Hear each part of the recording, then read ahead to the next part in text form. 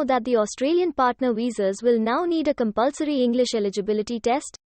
This video is about the proposed English language testing for Australian sponsors or partners in the demanded consultation paper by the Department of Home Affairs Australia. To understand the detailed news, watch this video till the end.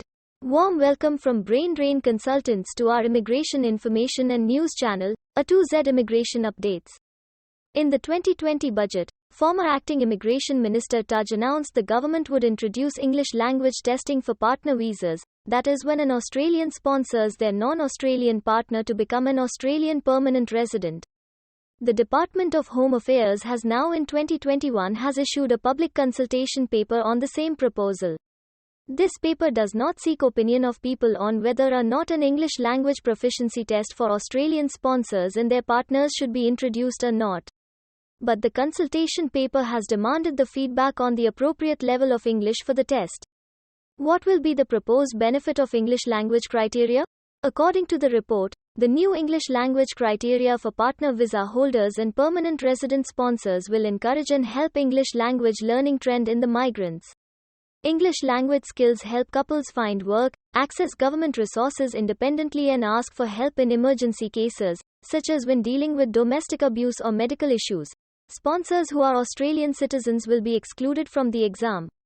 What are the key points of the consultation paper? The consultation paper asks questions such as the level of English language proficiency that should be required, what should constitute a reasonable effort to learn English in terms of participation in the Adult Migrant English Program, AMEP.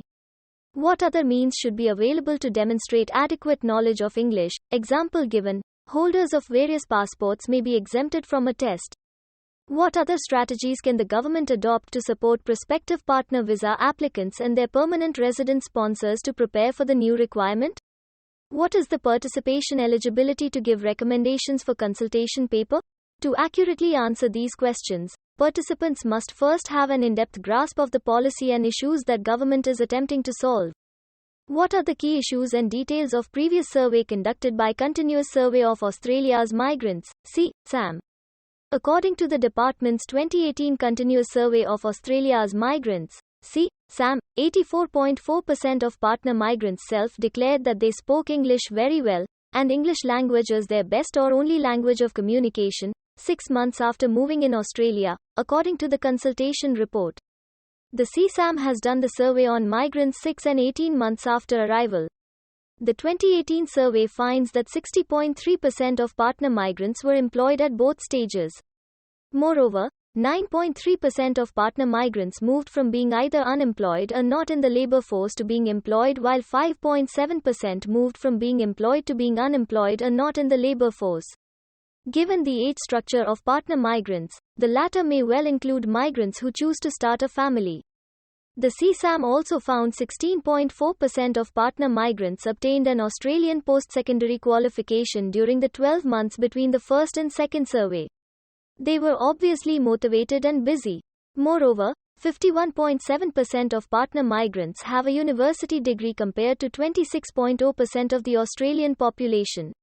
Partner migrants are highly qualified and have a strong desire to build on their qualifications after arrival. CSAM report details. And does this report give any indication for the requirement of English test for partners? Thus it would be reasonable to conclude that partner migrants have relatively good English, are highly qualified compared to the existing Australian population and have a high employment ratio. Does this English test really required, or does the Department of Home Affairs is actually addressing the right problem? Against this background, the chair of the NSW Multicultural Communities Council, Dr. Tony Punn, asked the Department of Home Affairs for more details on the policy problem the government is trying to address with this proposal.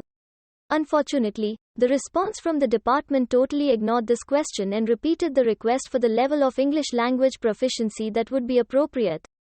For example, the department could have advised on the demographics of partner migrants who are allegedly failing to make reasonable efforts to learn English, given that only a very small portion of them do not speak English well or very well. But no, the department and the government remain silent on this question. What are the government's and DHA's view and perspective to conduct this test? While the government notes with some approval the initiative of the UK government to introduce an English language test for partner visa applicants, it still has not made the case for a similar initiative in Australia. Indeed, its own research suggests the proposal would be an unnecessary cost and time delay burden on mostly young people.